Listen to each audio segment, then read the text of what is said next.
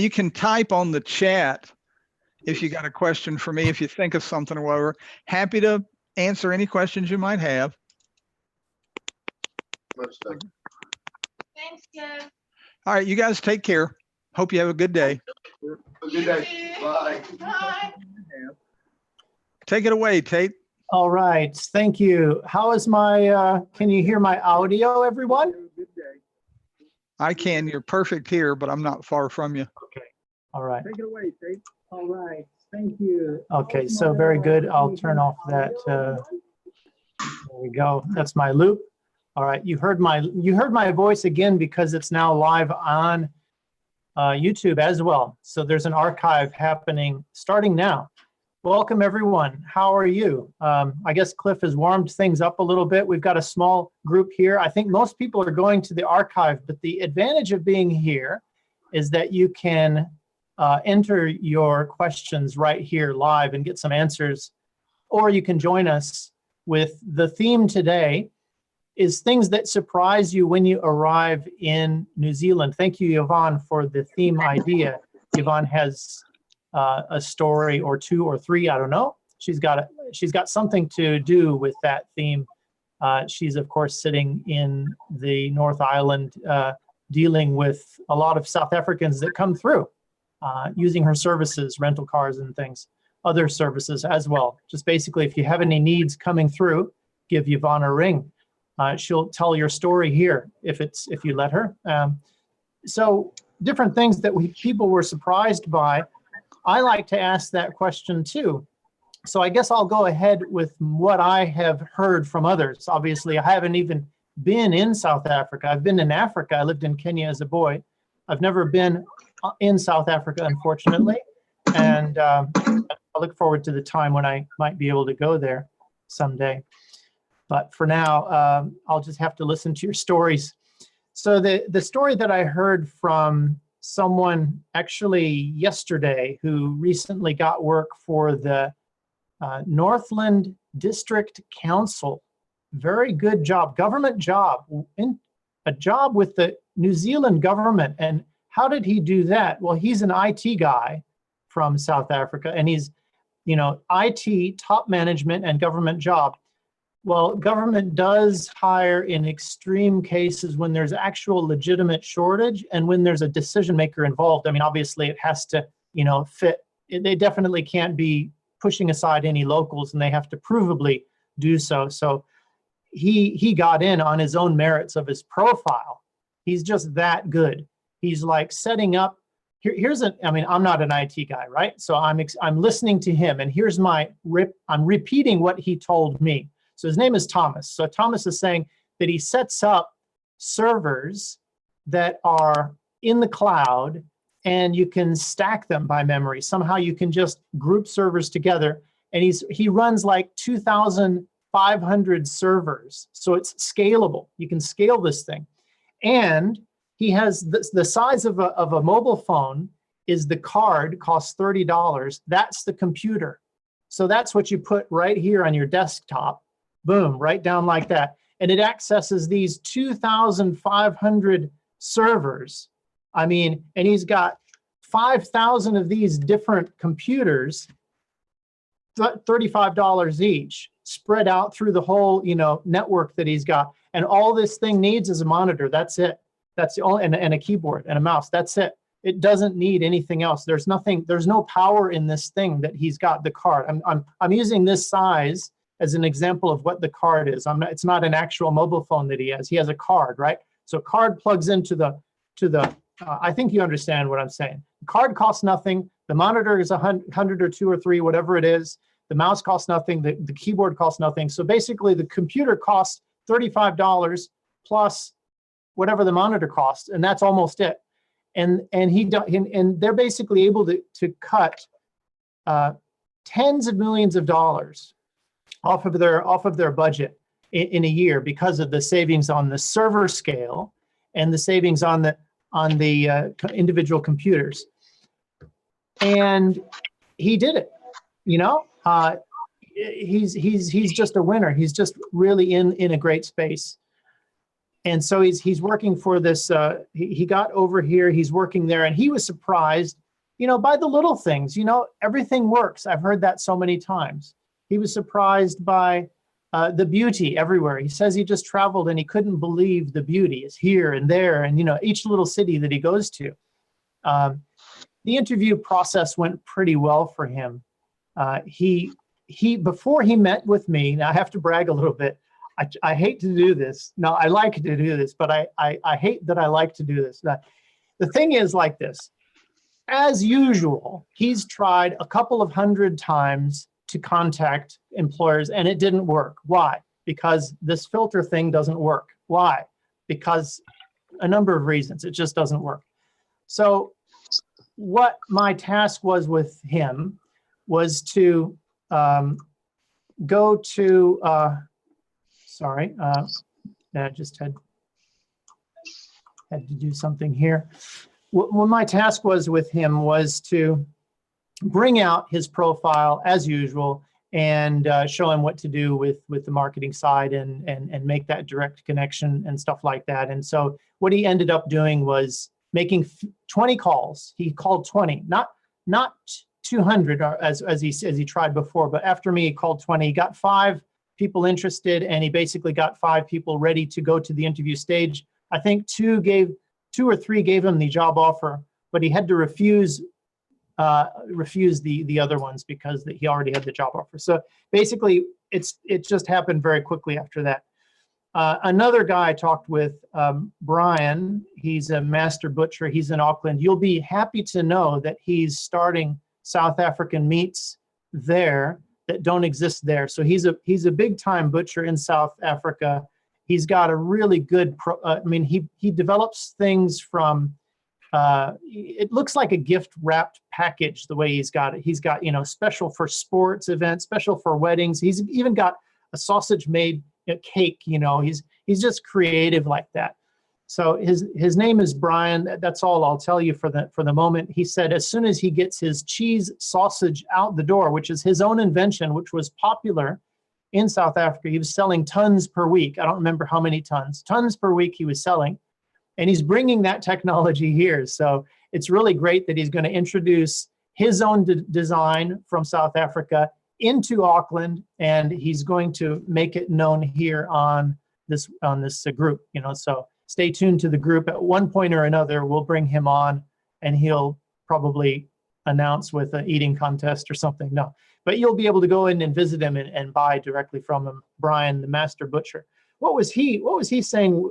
I don't think we really had too much chance to talk about personal stuff because he was staying with a friend and he was waiting for his family. And it's just in that uncomfortable zone between you've got the job offer, you came here in a rush, you're trying to sort out a place to live, the family's still over there, the job starts, it's already started, and things are going good, but at the same time, it's not over yet. It's a transition.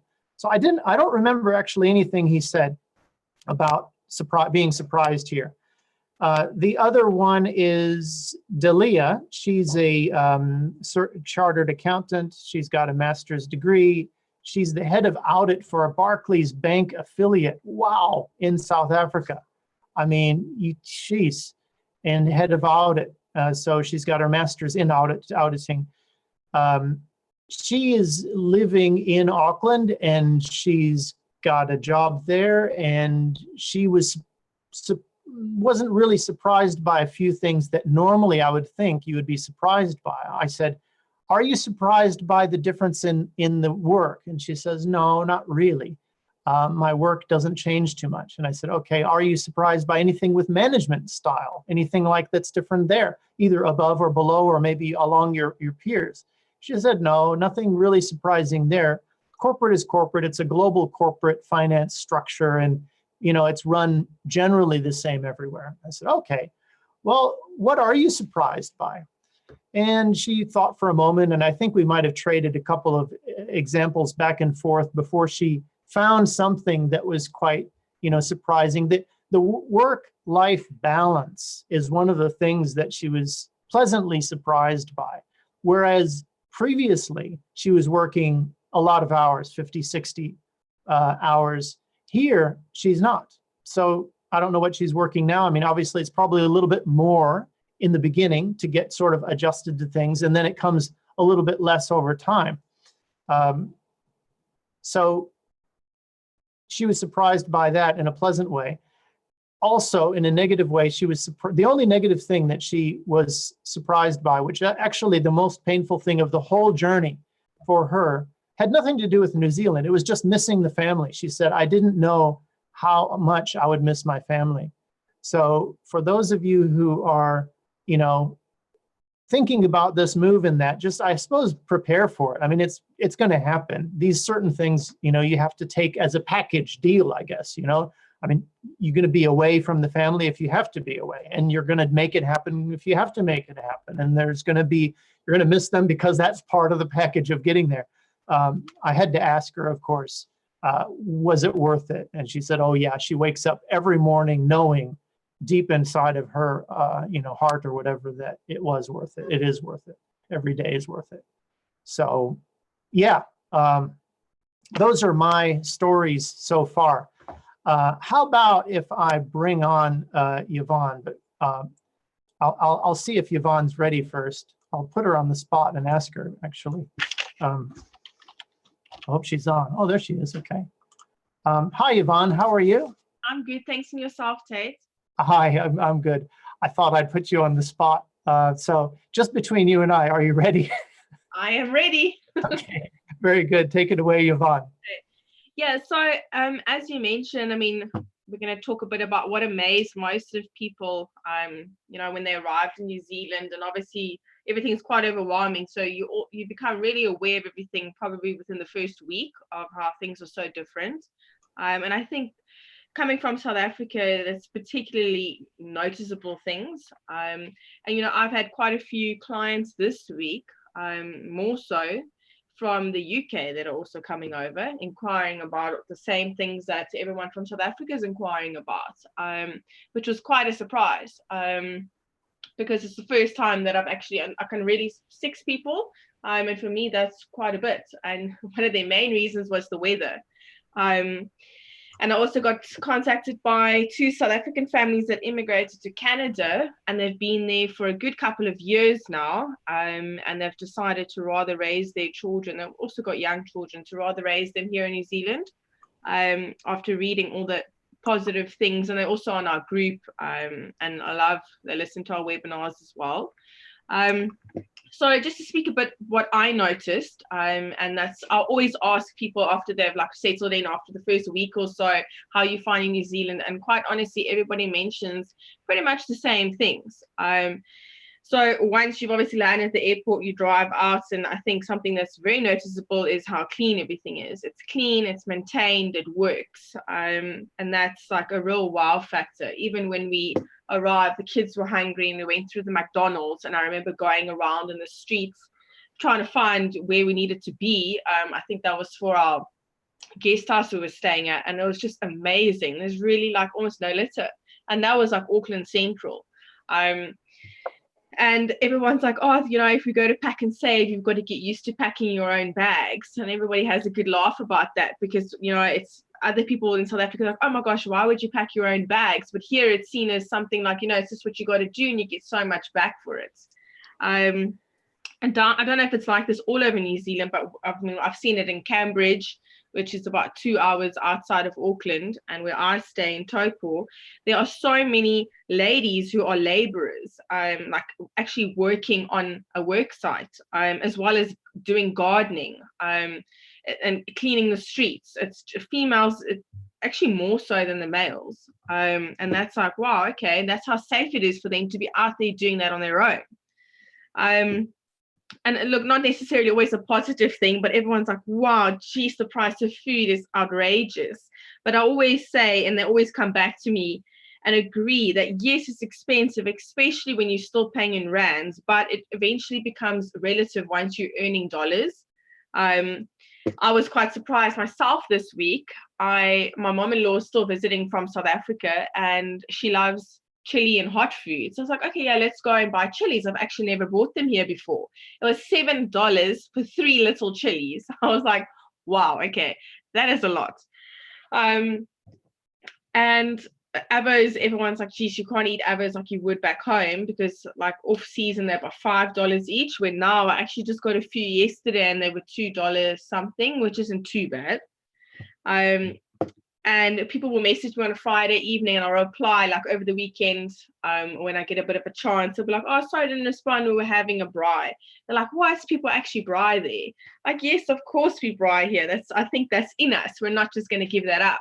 And when the weather's nice, it's beautiful to braai or barbecue here. It's really very nice. And I mean, that's part of our roots, is who we are. Just because we've come to a new country doesn't mean we're just going to stop, everything that we're from. And down here where I stay, we don't pay for water. I know in Auckland, and I'm sure many other places you do. So we've got the huge lake here, and apparently that's part of the reason that we don't pay for water. So being a family of 6, that's like very nice for us. And something that's also very obvious once you're driving again and out and about in between the shops is there's no car guards here. In South Africa, it used to irritate me so much where you come out of the shop and you're bombarded. They all want to help you just so they can get a 2 rand or a 5 rand, and you don't necessarily know, is that person's okay? Do they have another intention? Especially when you're a woman alone with like me with 4 children.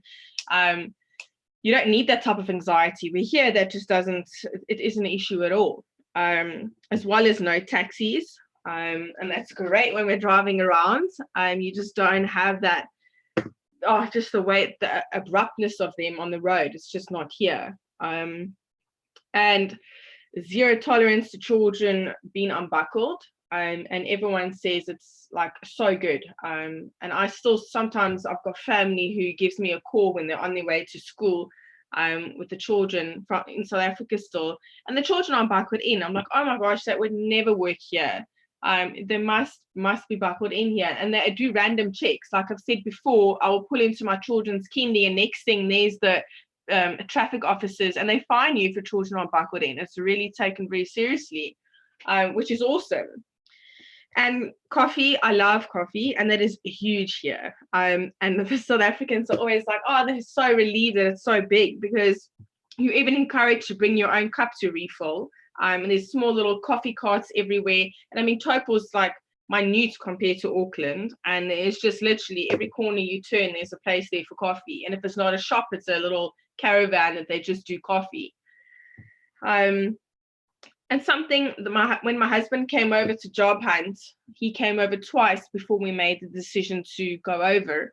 And I remember he said to me, you won't believe it, but there's children walking to school alone. Like I see it here as well. Like there'll be a 5-year-old with an 8-year-old, or there's even some 6-year-olds here that go to school on their little scooters on their own.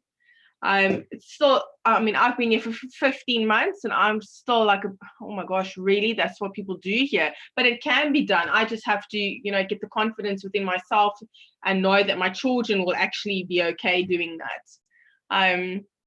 And that's just, it's wow. Like when I fetch my children and we're driving, it's just amazing to see all these little children that are doing this on their own, waiting for the bus. They cross the roads on their own. And when my mom-in-law arrived, we went to the shops and she goes, come children, you guys, let's all stay close, hold my hand.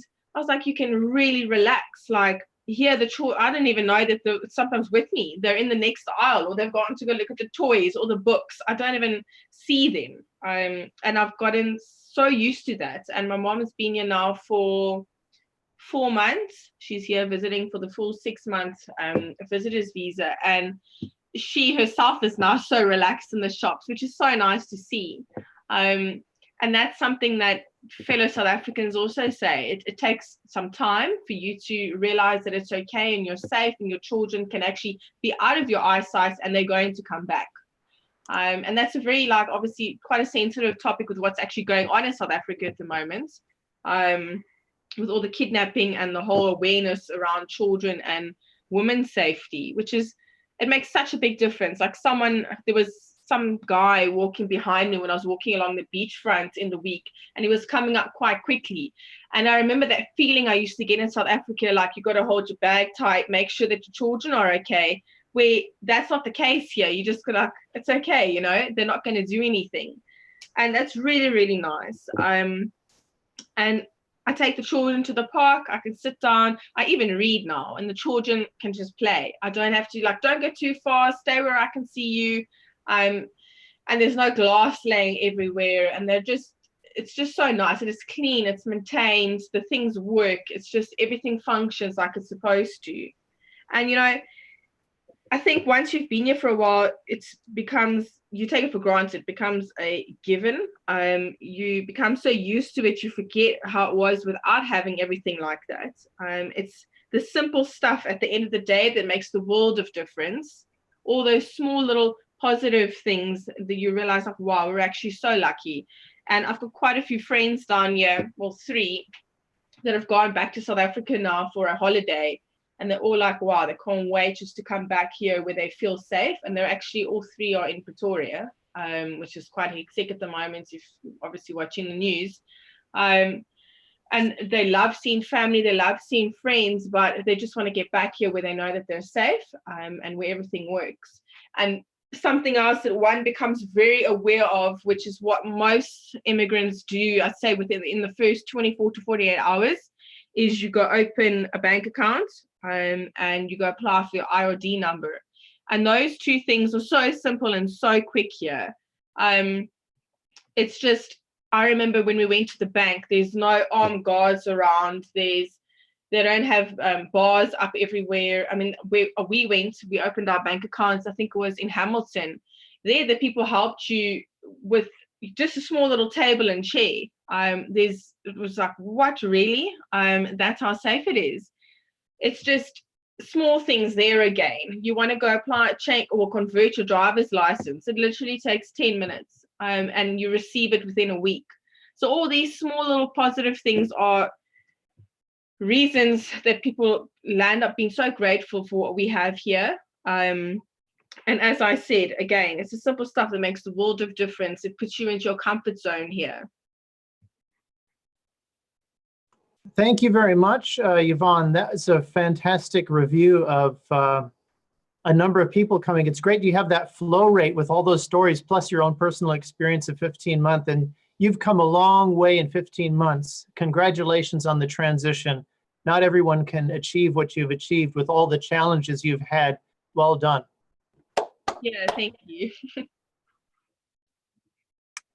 All right, I think Cliff may want to make a story. Before we go to Cliff, he had something to say, not sure what it is. We'll let him surprise us, as he always does. Is there anyone who has a story,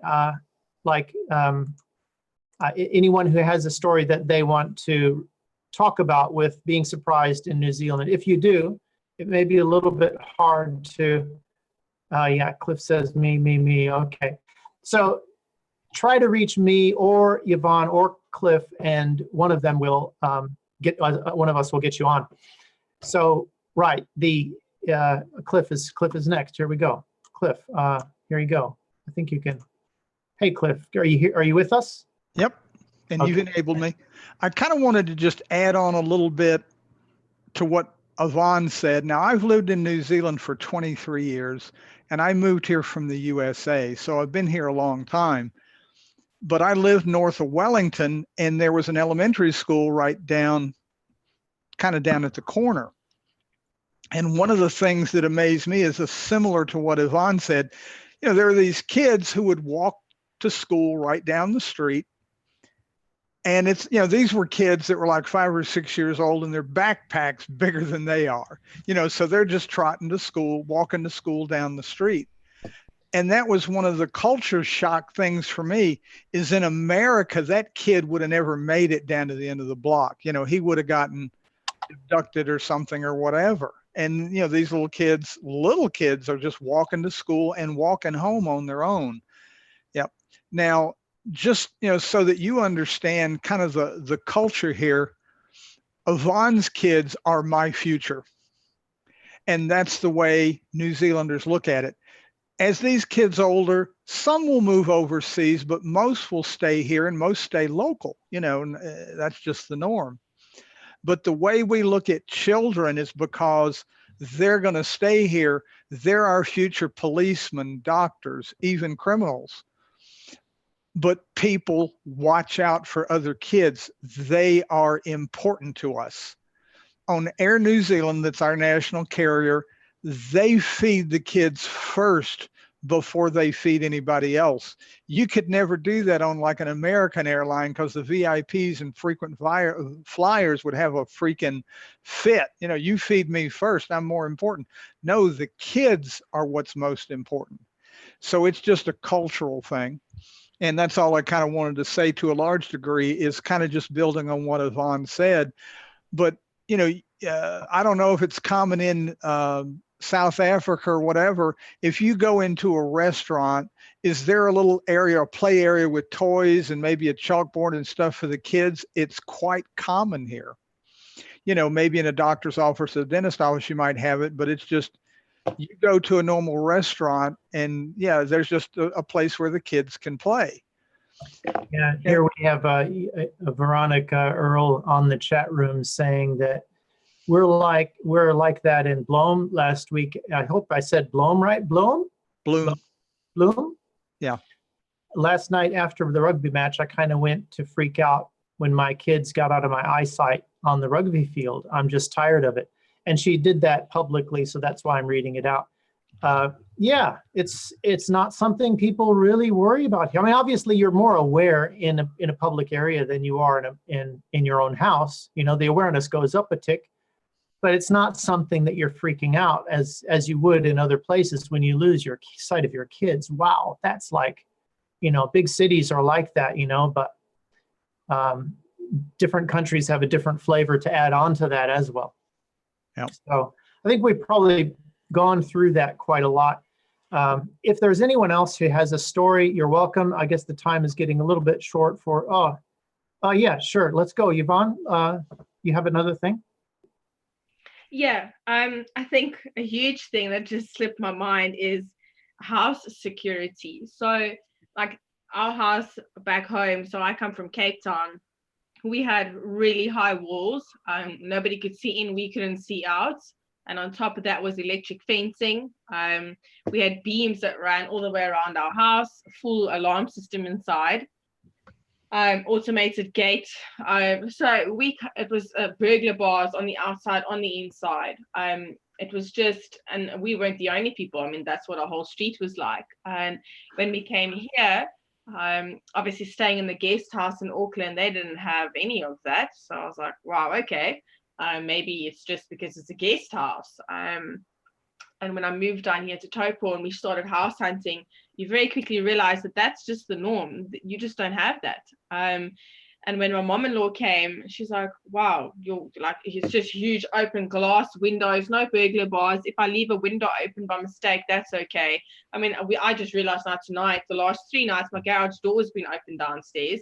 It's been raining so much here. My husband went down and he's like, oh wow, this has been open. My mom's like, what? I'm like, yeah, it's okay, nothing's gonna happen. And yes, you know what, there is petty crime. I mean, here in Taupo, they will break into a car or open the door and just take out a handbag. And people I've spoken to my neighbors, especially when my husband has to work away and I had to get used to spending my time alone at night. I was petrified. I kept all the lights on. I sat and I was just so alert the whole time. And I messaged my neighbor. I'm like, listen, just out of interest, you know, when last has there been a break-in or anything like that? And I think she said about 8 years ago, they just came into the house and, you know, through the door, just took out what they saw. It was just a laptop and a bag and out they went.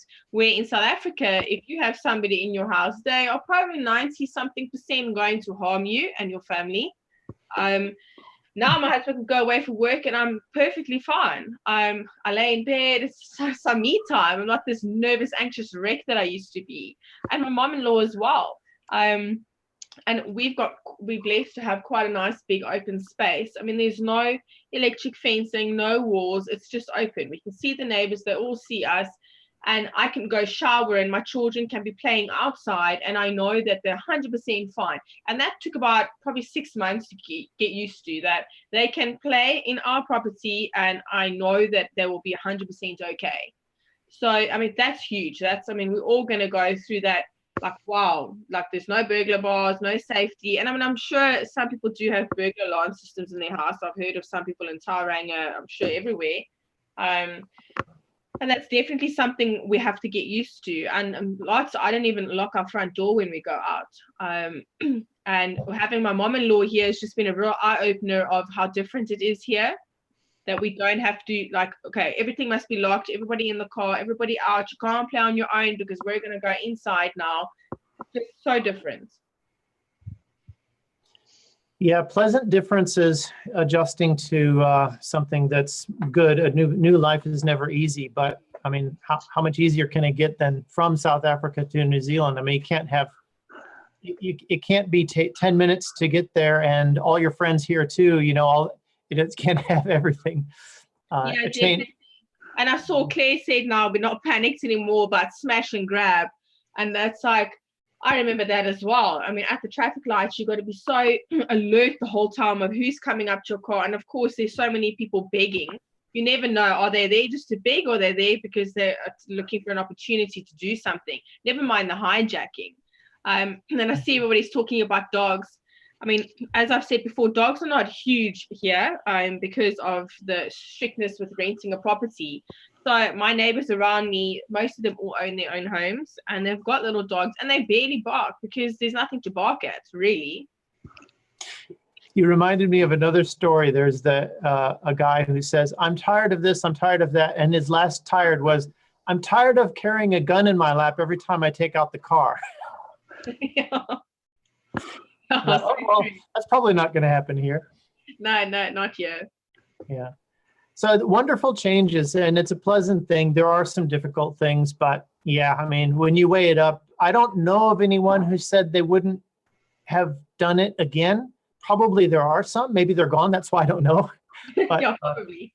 Is anyone in a position to have any, if anyone's online now that wants to make a comment, that's fine. Or if you guys have a position of, do you know anyone that didn't, I've heard a story of someone that knows someone that didn't like it here and went back. And I think it was related to just the thing about the economy, like not having, you know, the same standard of living in terms of, you know, restaurants and stuff like that, going out and whatever.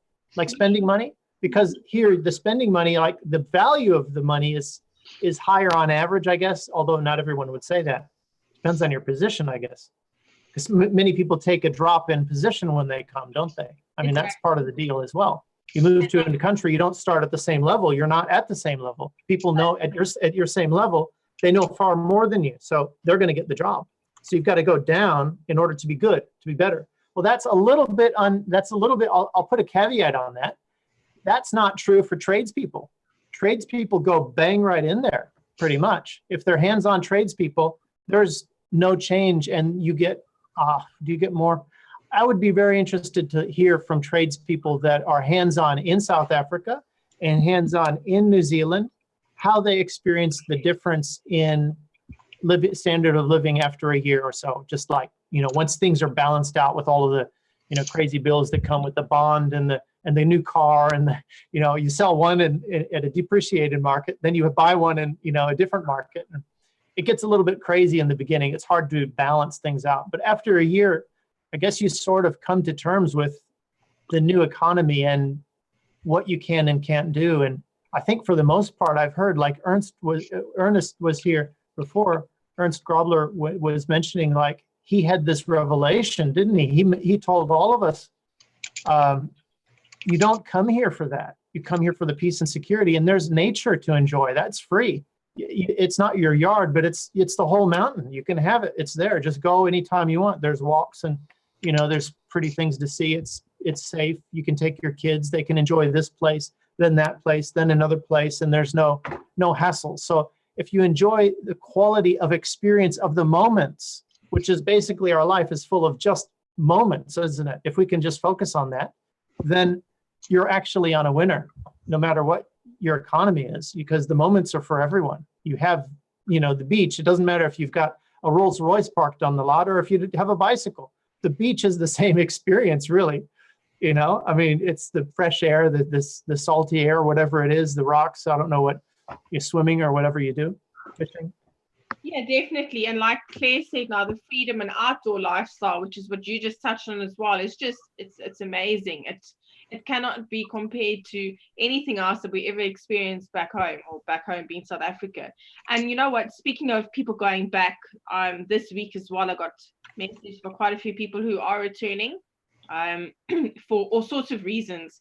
And then also by people who are like in that transition stage at the moment, busy getting document ready, a bit weary and doubtful still. They've got some family members that are a bit negative about it, and think that they're running away from South Africa. And I know what that was like as well, not having family support behind you to come over.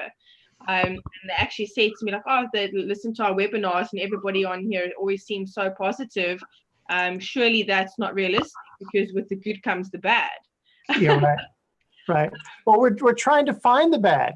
That's the thing.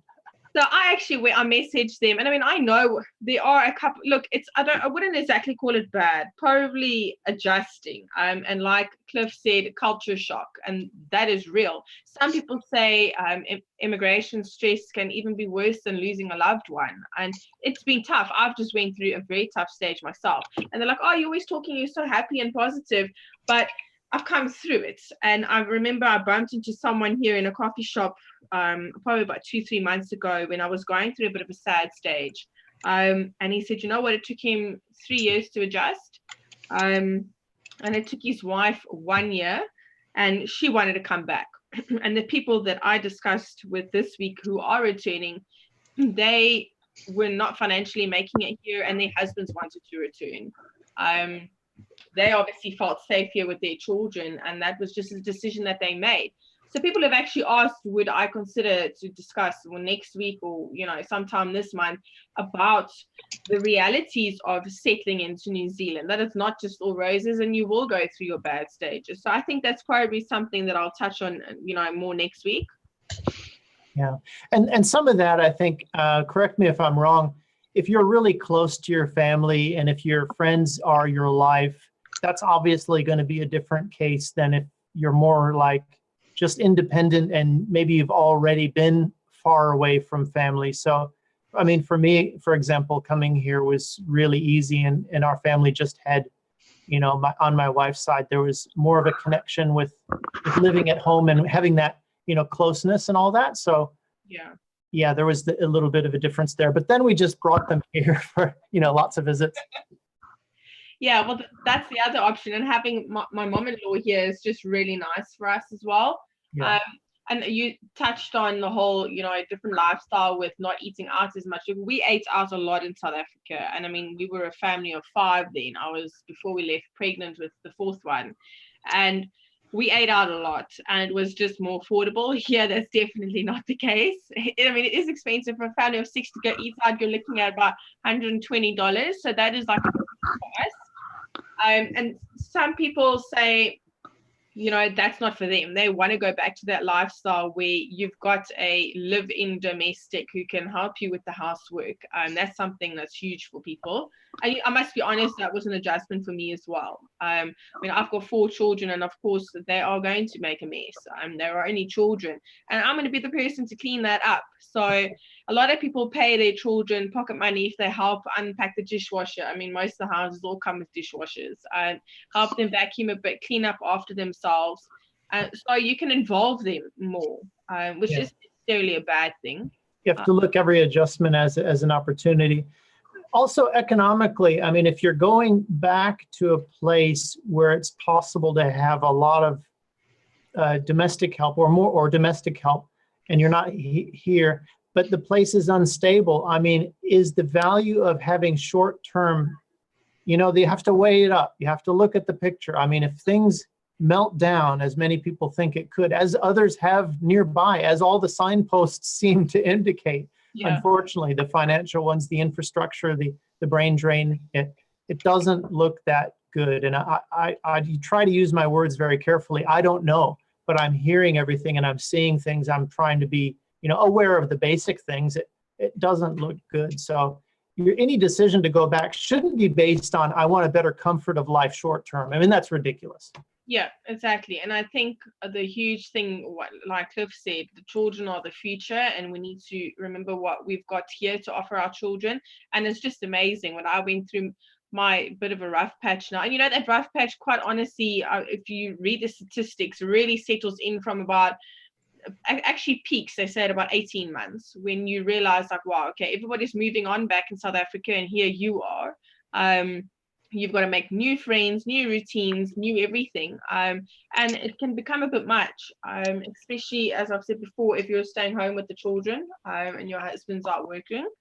You don't socialize as much, but you got to sit there and like, wow, you know, like, don't make yourself blindfold yourself to what's going on in South Africa when you're doubting your decision to have come here. And it's extremely crucial that both partners agree to come. That is something I say to everybody. You must both be 100% in it. Yeah. I see some comments here. Claire said, I'll pronounce your name if you help me, Claire. Claire, I'll let you, if you want to have a word. You mentioned about your lifestyle being massively upgraded. I'll just unmute you for a second. Claire, do you want to have a word about that? No answer. I just unmuted you for a second, Claire. Do you want to talk about, are you there? Okay, I'll put her back on mute. Claire, if you're there, just give a sign. I'll just read what she said, because she said it to everyone. Our lifestyle has been massively upgraded, and she's earning more. Her husband is an IT project manager. Good on you, Claire. The freedom of, she goes on, the freedom and outdoors lifestyle is breathtaking. I was cycling on the beach this morning, mind-blowing. It must be mind-blowing when the changes are that different. I mean, a woman alone on the beach on a bicycle is like, how many different risk factors are there just on that one issue? And here it's not, no one thinks about it. I mean, of course, why should we think about it? That's the other way to look at it. Why should it be strange? You know, we're talking to a group of people here in this community that have adjusted to some very unusual things that humans weren't meant to be subject to, in my opinion, although I know it's happened all through history. But, you know, let's make the new norm, you know, the norm. It has to be that way. That's really what should be happening worldwide.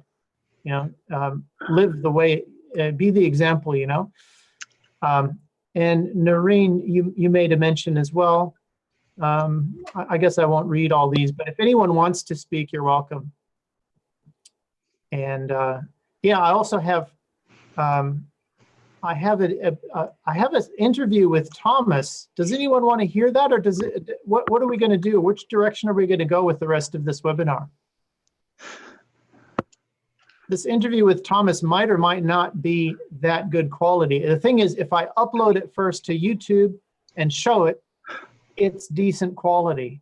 But I've had difficulties in the past showing it from my computer. I haven't had a chance to upload it yet. My upload speed is incredibly slow here in New Zealand, because my name is not Cliff Thompson. He gets his much faster. All right, so I'll give it a try. You tell me how it works. If it works, and if you like it, then we'll continue. So this is, I see the quality of the video is a bit low here, because I wanted it to actually not hang or anything like that. But let's see how it goes. Hello, how are you? Is it working, yes or no? I'm watching the chats. Oh, very good. Hey, it's good to see you, Thomas. I'm excited to have this chat. Yeah, no, me too. Me too. I've got some good stuff. Oh, that's really great, Thomas. Are you in South Africa at the moment? Sound is not the best, huh? Yes. Currently, I'm still in South Africa. Yeah. I'm in getting the visa sorted. Okay. How is the energy there at home? They're very excited, super excited, and yeah, I think it's a very exciting time for us. Yeah. It's so nice to hear these stories of victory, and you know, you did enter into a challenge with IT coming in, because there's several barriers I talked about, but you just broke through them. And it's so nice to hear that you were recognized for your skill, and you found the fit with your skill. And it was with government. So many things that come, you know, it's like a dream, actually. I think there's so many things you've gone through pretty effortlessly. It didn't take much time to send your message through those. And were they open right from the beginning? Were they looking for foreigners? Were they interested in that? Or were you an outside of the box consideration? No, with them, is I sent everything through to them. And then the first response I got back from them was just basically, what is your visa status? So I explained to them I'm in the final stages of the visa. Yeah, okay, so I unplug him. It just, sound quality of 2, I heard from Claire. Thanks, Claire. Sound quality of 2 is not good, and I thought so. I actually tested it here. It's just, yeah, I apologize. I'll put it up online soon. We'll have access to it. It's an incredible story.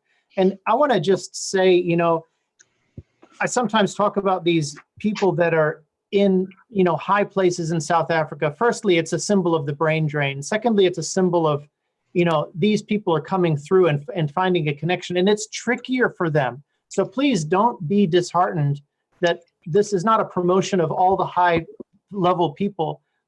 It is a promotion of, if these guys can come in, you can come in, because there's more competition on IT. Although, you know, if you set yourself apart, then you make your own niche, right? So this guy set himself apart. There's not many people in New Zealand who did what he did. You know, if you heard what I explained before, I won't try to do that again. And Delia as well. I guess that's how you pronounce it. Very few people, but they have to set themselves apart and be understood before they can make it happen. And that's not true for tradies. You don't have that problem. The problem is just getting noticed. The problem is just making that connection. The problem is just proving your actual skills exist, because here they don't. You don't find them. You know, oh, you can fabricate, you can fix a car, you can, you know, all these things. A lot of these trades, I mean, I won't list them all, but there's most of them. If you're a tradesman with skill, most of them have a huge demand here. And it's just a matter of finding that fit and letting the person know, you know, it's not the same challenge. So, yeah, all the more power to you if you're in a place of high demand, and if you've got skills and motivation and willing to show that, then, you know, document ready and so on. That's the easier part. So, I mean, promoting that is a no-brainer. I'll just do that. I mean, anyone can do that. Anyway, let's go with Claire. Wanted to say something. I'll try to find Claire and put her on unmute. Hi, Claire. Are you here? Oh, did I historic job search? I'm here. Okay, Claire, could you speak to the microphone and say hi to us?